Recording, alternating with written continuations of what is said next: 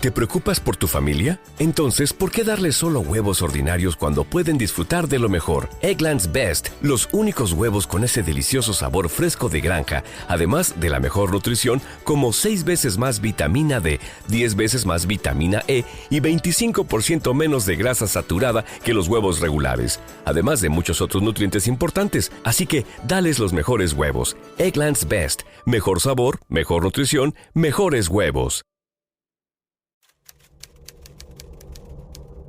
Por cuenta de la literatura, todos hemos escuchado el término del gemelo malvado o The Evil Twin y la aceptamos como esa entidad duplicada que opera en una realidad paralela y que usualmente tiene la moral invertida. Uno de los más clásicos proviene de la obra El hombre de la máscara de hierro de Alexander Dumas, que habla de un hermano gemelo de Luis XIV que fue encerrado desde su nacimiento por orden de sus padres, Luis XIII y Ana de Austria, y que contiene todas las tramas cliché de los gemelos malvados. El desconocimiento de la existencia del otro, el crecer en realidades muy diferentes y, por supuesto, tener temperamentos opuestos. En el mundo cómic, tal vez el caso más conocido de Evil Twin puede ser Bizarro, ese supervillano que no es más que una copia idéntica de Superman y que buscaba vencerlo a toda costa. La gente de DC también creó el universo alterno Tierra 3, en donde a la par de la Liga de la Justicia existía un sindicato del crimen, en el cual todos sus integrantes eran las versiones malvadas de Superman, Batman, la Mujer Maravilla, Flash o Linterna Verde, entre otros. Pero una cosa es la literatura y otra es la realidad. Como el yin y el yang, el mal y el bien bailan a la par a nuestro alrededor. Y la clave para que uno salga a la luz más que el otro está en los estímulos. Yo soy Luis Badel y en este episodio de Crímenes Bizarros hablaremos de Alexandria y Anastasia Duval, las gemelas del yoga, que hicieron de las suyas en 3 estados y terminaron su historia juntas de la peor manera, al fondo de un abismo en Hawái.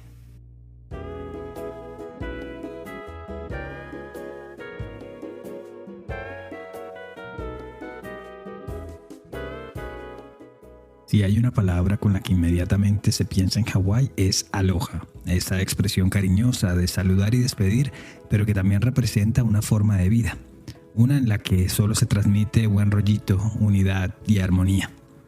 Pero esta historia tiene muy poco de aloha, es todo lo contrario. La tarde caía sobre la isla de Maui, la segunda más grande del estado de Hawái en la mitad del Océano Pacífico. Era el domingo 29 de mayo de 2016. Mientras los turistas se empezaban a agolpar en la zona norte de la isla para ver la majestuosidad de la puesta del sol, en el sur, el rumor de un vehículo que se cayó por uno de los tantos abismos del lugar corría de boca en boca. Justo en la milla 47.5 de la icónica Hana Highway o carretera Hana que bordea la mitad de la isla, una camioneta Ford Explorer blanca se había salido del angosto camino y sin ningún tipo de barrera a su paso, salió disparada con dirección al océano, cayendo aparatosamente unos 200 metros sobre las rocas. Las llamadas a los servicios de emergencia de testigos y vecinos no se hicieron esperar y al poco tiempo ya estaba allí personal de la policía y el cuerpo de bomberos de Maui. Desde las alturas se podía ver que el panorámico del vehículo tenía un agujero como si hubiese entrado de tajo una roca, que los airbags se habían accionado y que la parte trasera de la camioneta parecía un acordeón a medio cerrar. La escena se salpicaba cada tanto con el embate de las olas. A las 4:40 de la tarde, unos primeros oficiales bajaron al lugar haciendo rappel desde la orilla del risco, mientras que otros llegaron, tiempo después, siguiendo un camino usado por los pescadores de la zona, andando entre los peñascos. Tras inspeccionar la cabina del vehículo, confirmaron que la conductora aún estaba con vida y parecía consciente, o al menos tenía los ojos abiertos, a la vez que sus piernas aprisionadas con el volante. Mientras que la pasajera, quien producto del impacto salió rebotada a la silla de atrás, tenía todo el rostro ensangrentado y ya no tenía pulso. Había perdido la vida con el impacto. Chase Bell, uno de los policías que atendió el accidente, le dijo al diario Maui News que al momento de los hechos hubo algo de sorpresa entre los rescatistas al ver que ambas protagonistas, la viva y la muerta, parecían prácticamente la misma persona. Su fisonomía era idéntica, estaban vestidas con la misma ropa deportiva y pese al sacudón, era fácil identificar que estaban peinadas igual y hasta tenían el mismo color rubio vibrante en sus cabellos.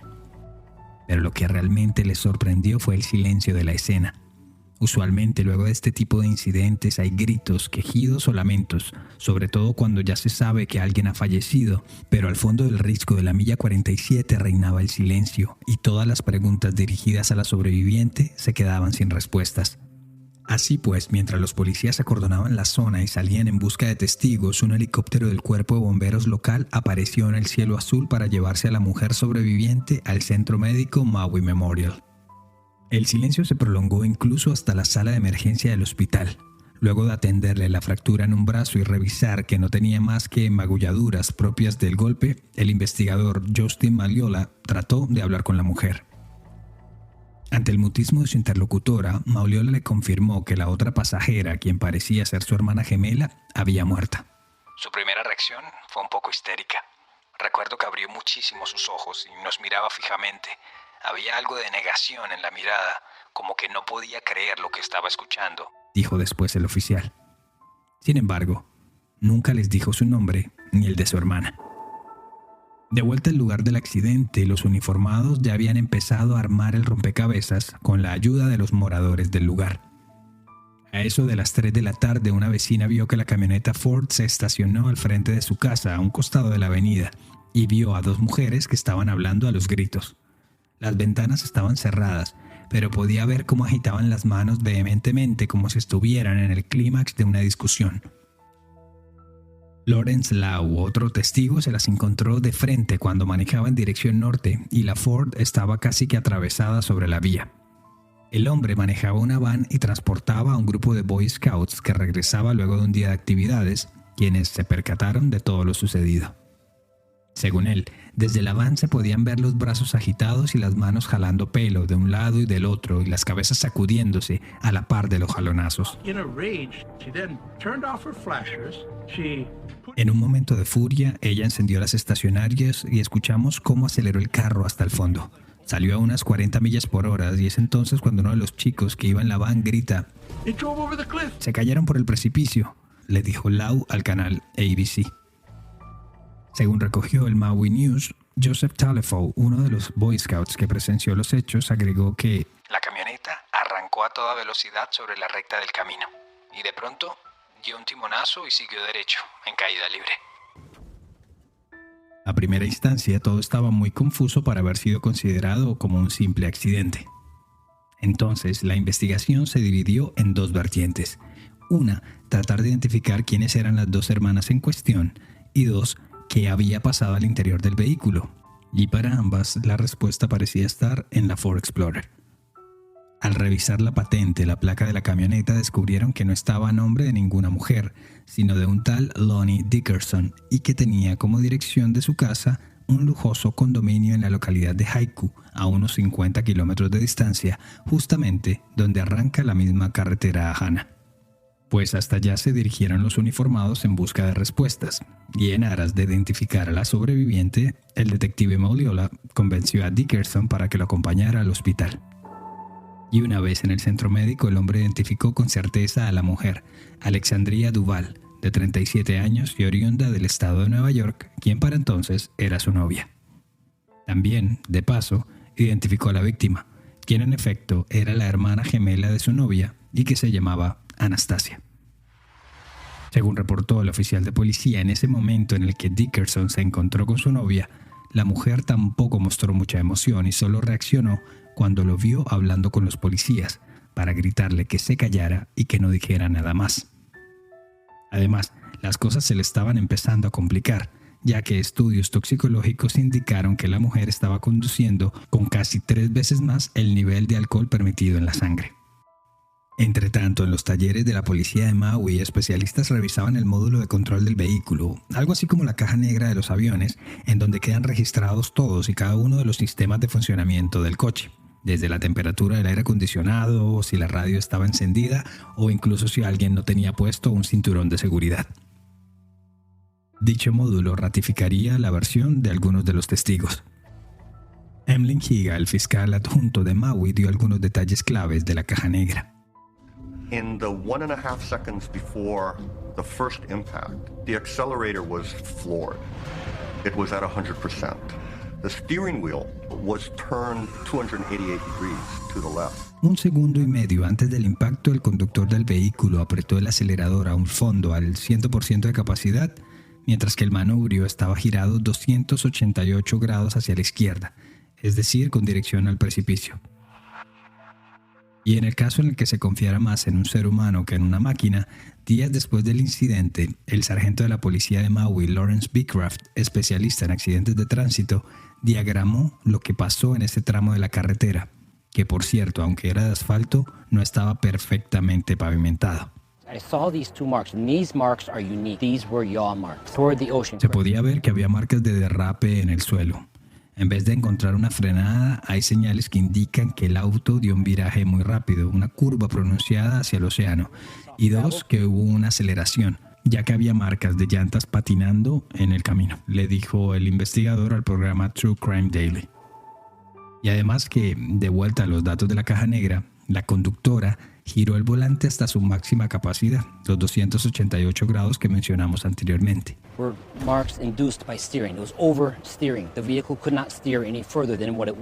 En otras palabras, giró el timón hasta que literalmente el coche no la dejó más. Con esta información, la Fiscalía de Maui consideró que había elementos suficientes para abrir una causa judicial en contra de Alexandria Duval, quien, por cierto, solo sufrió una fractura de brazo. Así fue que el 3 de junio de 2016, es decir, 4 días después de los hechos, fueron a por ella en el lujoso condominio ubicado en Haiku, departamento donde no solo vivía Alexandria, sino también la fallecida Anastasia y los novios de ambas, Lonnie Dickerson y Federico Bailey, respectivamente. Pero al llegar lo encontraron vacío. No había ningún rastro de que las gemelas hubiesen vivido allí. Es más, tampoco estaba la foto gigante en el lobby del departamento en el que se les veía con ropas de yoga, sonriendo y haciendo la posición del Pranamasana, esa de las manos unidas en oración en el pecho. Pero bueno, para salir de una isla solo hay 2 opciones, o por avión o por barco. Así que unidades fueron desplegadas al aeropuerto y a las principales marinas en busca de la mujer. Y pues, como dicen, pueblo chico, infierno grande, al cabo de unas horas le llegó al oficial Mauliola la información de una mujer con la descripción física de Alexandria que se había alojado en un hotel en Kahului, la ciudad más grande de la isla, justo al lado del aeropuerto. Y hasta allá llegaron los oficiales y la detuvieron. La mujer sorpresivamente aún seguía sin hablar. Era como si quisiera llevarse ese secreto a la tumba. Es más, ya con un posible cargo de homicidio frente a ella, renunció a su derecho a un juicio conjurado, lo que le dejaba toda la responsabilidad de decisión al juez asignado. Así pues, las opciones de homicidio y homicidio-suicidio se plantearon sobre la mesa. Pero, ¿qué llevó a estas 2 mujeres a tan trágico destino? Así como se suele hacer en la reconstrucción de los accidentes de tránsito, ir de atrás hacia adelante, en el caso de las hermanas Duval se trató de reconstruir su vida hasta ese momento de locura. Así descubrieron que las 2 mujeres llevaban poco tiempo viviendo en el paradisíaco Hawái, no más de 2 años. Habían llegado en diciembre de 2015 provenientes de la ciudad de Park City, en Utah, un enclavado de montañas y colinas nevadas que tal vez les suene conocido porque allí se celebra el famoso festival de cine de Sundance. En esa ciudad abrieron un estudio de yoga y aunque les iba bien y empezaban a hacerse conocidas, la alegría no parecía ser una constante en sus vidas. Cada tanto protagonizaban discusiones públicas, alcoholizadas, en las que los jalones de pelo eran frecuentes. Una de ellas ocurrió en un restaurante en 2014 cuando incluso tuvieron que ser expulsadas del lugar porque el altercado se salió de las manos al punto que la policía local de la pequeña localidad de apenas 8,000 habitantes tuvo que intervenir. En otra oportunidad tuvieron un accidente en el que el coche se les fue a la cuneta y cuando llegaron los patrulleros a socorrerlas las encontraron ebrias, dándose puños y patadas a un costado de la vía en medio del vapor que emanaba del automóvil. Pero sí hubo un detalle que llamó la atención, fue que allí en Utah decidieron cambiarse legalmente de nombre y apellido.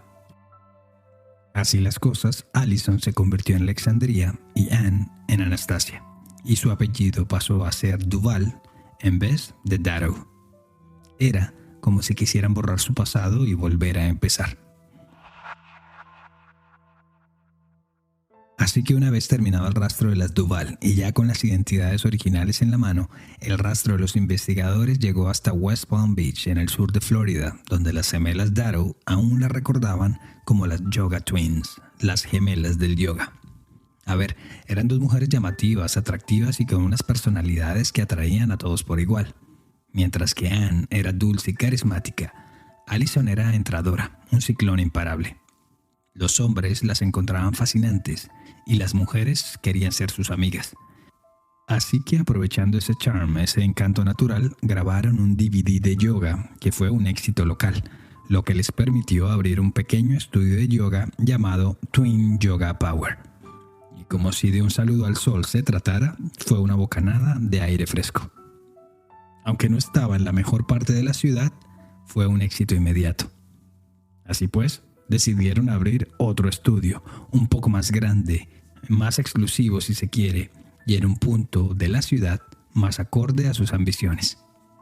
A modo de cábala, la fecha de apertura fue el 11 del mes 11 del año 2011.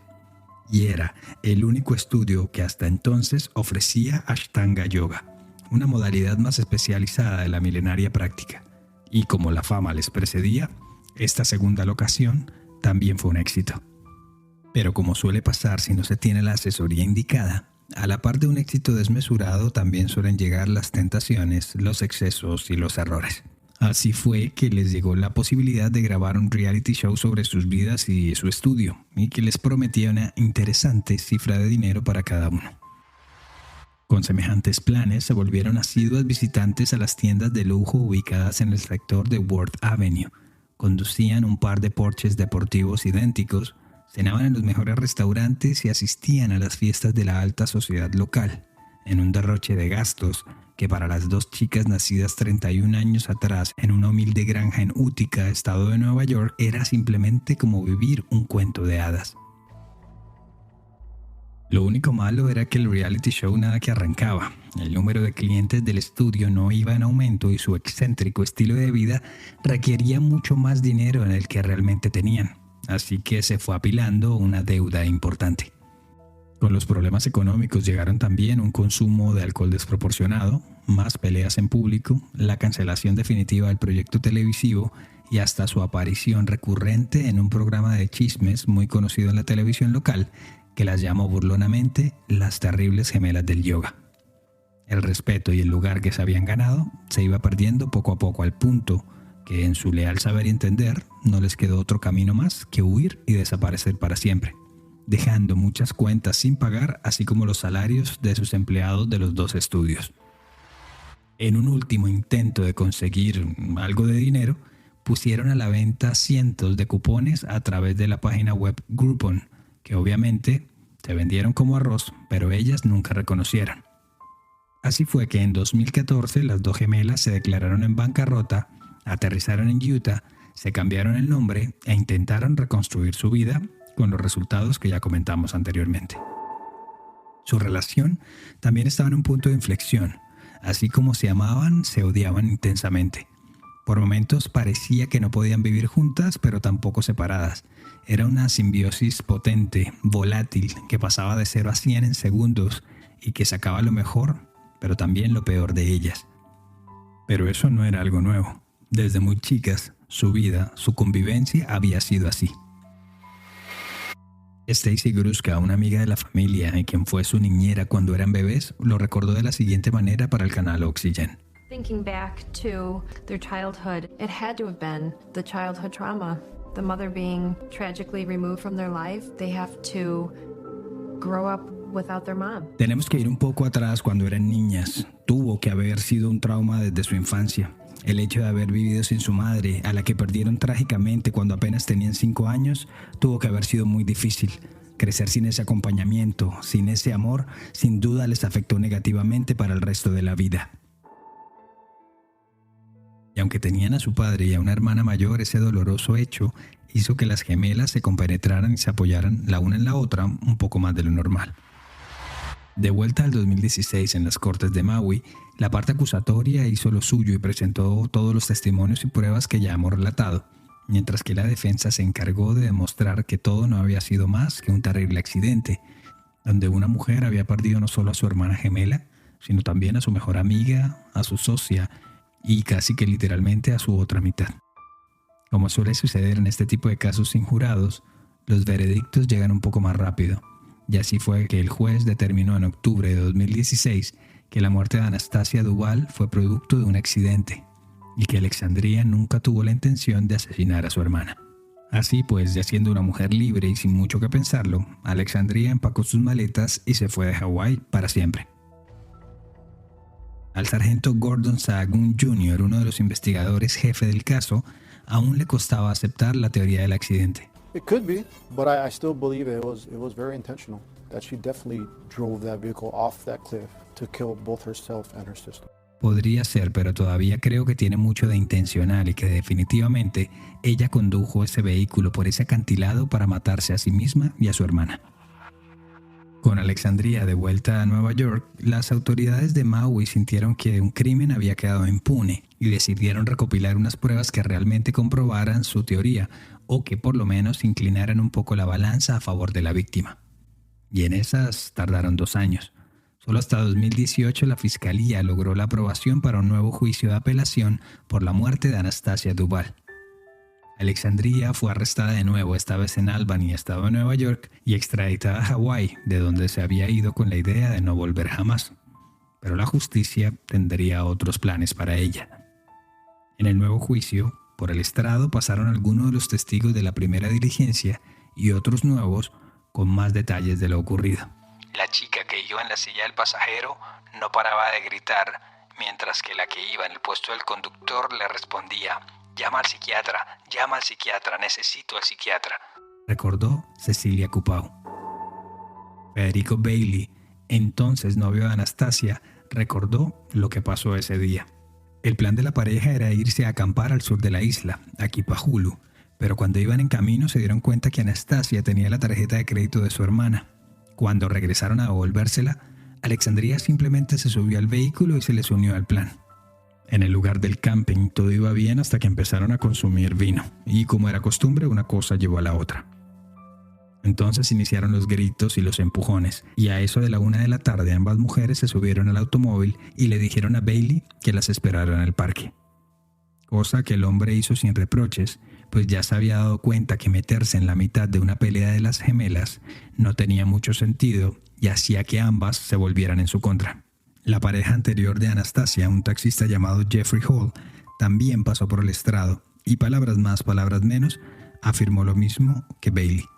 Es más, durante su testimonio dejó en claro que ambas mujeres se tornaban muy violentas cuando consumían alcohol. Por esos días justamente se conoció un video que Jeffrey Hall había grabado de su exnovia en una de sus borracheras, en el que la mujer lo amenaza, pone sus manos como si tuviera una pistola y le dice que si la vuelve a grabar en ese estado, sería un hombre muerto. Again? Dad. Do what again? Take a picture of me again. Never take a picture of me again. Apoyados en los datos que arrojó la caja negra del vehículo, las autoridades decidieron reconstruir paso a paso lo sucedido el día del accidente. Y para refutar la teoría de la defensa de que Alexandria perdió el control del vehículo por cuenta de una agresión de la víctima, consiguieron una Ford Explorer del mismo año de los hechos y una mujer policía con la misma corpulencia que la fallecida, quien replicó los movimientos descritos por los testigos a la vez que el conductor operó el coche como sucedió antes del siniestro. La conclusión, según ellos, fue que físicamente, por el largo de sus brazos y su fuerza, Anastasia, desde el puesto del pasajero, no habría podido hecho girar el volante hacia la izquierda y mucho menos hasta el límite. Y que pese a que murió con un puñado de pelos de su hermana en ambas manos, como lo demostraría la autopsia, indicando que en efecto le jaló el cabello y la agredió, no habría podido tampoco jalar el pelo y mover el volante en la dirección contraria en tan corto tiempo y con tanta efectividad. Otro detalle que pretendió mostrar cierta intención de la conductora fue que luego de revisar un tramo de 15 kilómetros de la vía, unas 10 millas, tanto para adelante como para atrás, se demostró que solo en ese punto de la milla 47.5 no había una barrera de concreto o acaso un muro de contención. Según el oficial Justin Maliola, para ellos era simplemente difícil de creer que justo el coche hubiese salido disparado por ese punto de la carretera que estaba desprotegido. Es decir, tenían que haber tenido muy mala suerte. Pero si hubo algo que llamó la atención fue un testimonio que dio Federico Bailey, el entonces novio de Anastasia. 7 days prior to the death, Alexandra informed me that she was going to kill her sister. 7 días antes de los hechos, Alexandria me dijo que iba a matar a su hermana. Y días después me lo volvió a decir, pero esta vez como si ya hubiese ocurrido, como si ya lo hubiese matado. Después lanzaría una frase que, según él, Alexandria le habría dicho a Anastasia en una de sus discusiones. She said, "Don't forget, we're leaving planet on the 30th. I immediately suspected that they were planning on doing suicide." No se te olvide que dejaremos el planeta el día 30. Y yo realmente creo que ellas estaban hablando de suicidio. De haber sido así, las cosas evidentemente no salieron como fueron planeadas. Lo cierto es que la relación entre las gemelas era tan compleja que ambos hombres en la vida de Anastasia contaron unos testimonios, por lo menos, difíciles de ignorar. Jeffrey Hall, el exnovio de Anastasia, dijo lo siguiente. Anastasia was on the other bed crying with a skirt on and topless. So at that point I got up and I went over and I'm like hugging her. Un día desperté y vi que Anastasia estaba llorando al borde de la cama. Estaba en topless y solo vestía una pequeña falda. Yo me senté a su lado y la abracé, cuando de repente entró la verdadera Anastasia al cuarto y gritó, ¿qué estás haciendo? Es decir, que estaba consolando a Alexandria y no se había dado cuenta. Pero si eso les resulta extraño, tienen que escuchar lo que le pasó a Bailey. Así lo dijo el día de su declaración en la corte.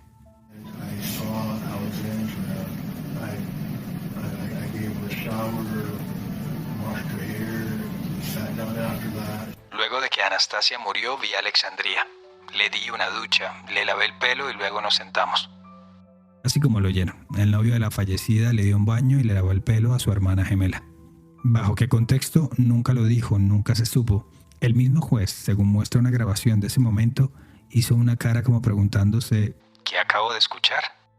Pero lo que salió después de la boca de Bailey simplemente fue alucinante.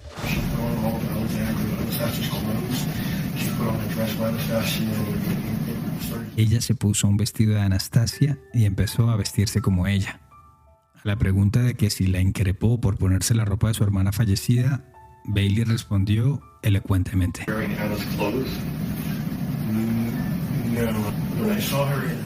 Después, solo se reservó a decir que era un poco perturbador, inquietante, para luego terminar diciendo con una risilla incómoda que era realmente difícil de distinguir la una de la otra cuando Alexandria estaba vestida con la ropa de su hermana fallecida.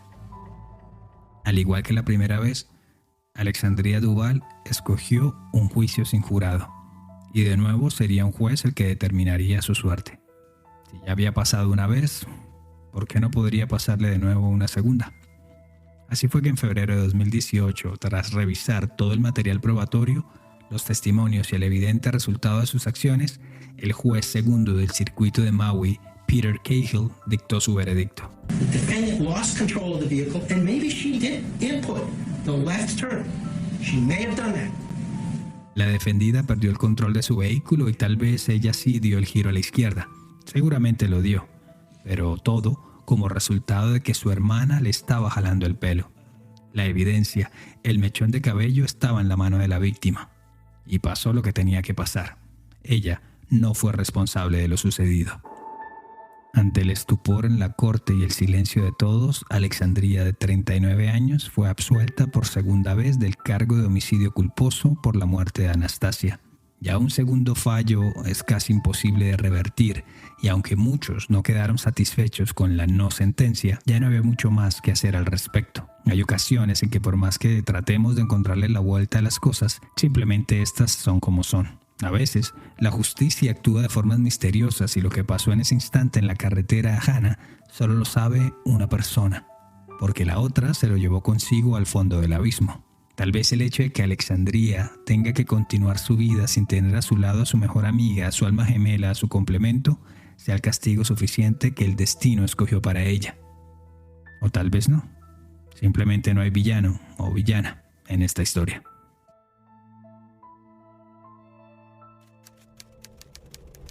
Gracias por llegar al final de esta edición de Crímenes Bizarros, un podcast de Iguana Media. El episodio de hoy fue escrito y producido por mí, Luis Badel.